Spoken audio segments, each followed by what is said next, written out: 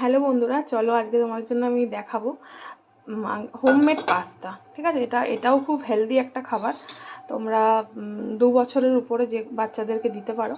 ঠিক আছে, একটা একদম সহজ পদ্ধতিতে একটা তোমাদেরকে পাস্তা দেখাবো, অ্যান্ড হেলদি প্রসেসে। আচ্ছা, এই যাচ্ছে তোমাদের পাস্তাটাকে আমি এই পাস্তাটাকে আমি সেদ্ধ করে নিয়েছি। আর এটা যাচ্ছে তোমাদের মানে সুইট কর্ন আমি অল্প মানে একটু সেদ্ধ করে নিয়েছি। আর আমি ভেজিটেবল আমি যেগুলো কেটে রেখেছি দেখো, আমি দিচ্ছি তোমার অনিয়ন দিলাম, একটু ক্যাপসিকাম দিলাম, আর তোমার দিয়েছি একটু লঙ্কা। তোমার যেরকম যারা বেবিরা খেতে পারলে লঙ্কা দেবে, নাহলে দেবে না, সেরকম মানে সেই বুঝে ঝাল যেরকম পারবে সেই বুঝে। এটাকে একটু ফ্রাই করবো হালকা। আচ্ছা, আর একটুখানি এরকম তোমাদের মানে স্লাইস একদম ছোটো ছোটো করে কুচানো তোমাদের রসুন দেবো। রসুনের ফ্লেভারটা খুব ভালো আসে পাস্তায়। আর দিতে পারো, রসুনটা দিলে তোমাদের ধরো বাচ্চাদের একটু ঠান্ডা লাগলে রসুনটা খুব কাজে লাগে। রসুন আর পেঁয়াজ দুটোই খুব কাজে দেয়। যে কোনো খাবারে তোমরা যদি এরকম রসুন কুচিয়ে দাও, এটা একটা ভালো উপকার। ঠিক আছে, এটাকে একটু ফ্রাই করি। এটা একটু ব্রাউন ফ্রাই হবে, একদম হালকা তেল দেবে।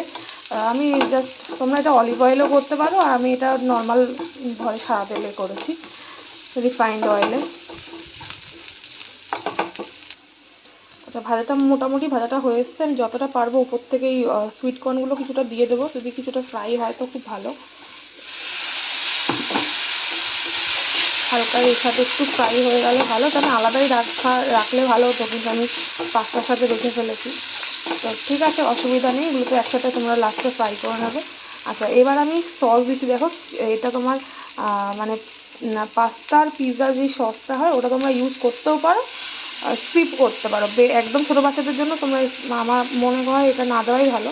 যে তোমার মেয়ে একটু বড়ো হয়ে গেছে, তো আমি এটা দিচ্ছি, আর আমরা সবাই খাবো। আচ্ছা, আর এটা নর্মাল তোমাদের কিষানের একটা সস আছে, সেটা তোমাদের টমেটো সস বা টমেটো ক্যাচাপ যেটাই বলতে পারো। আচ্ছা, এটাকে ভালো করে একটু একসাথে করে নেবে।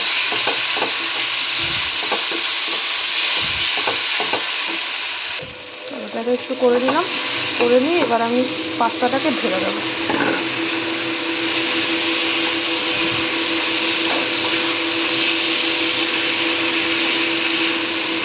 এটার সাথে এবার ফ্রাই করে নেব। ভালো করে ফ্রাই করে নিলে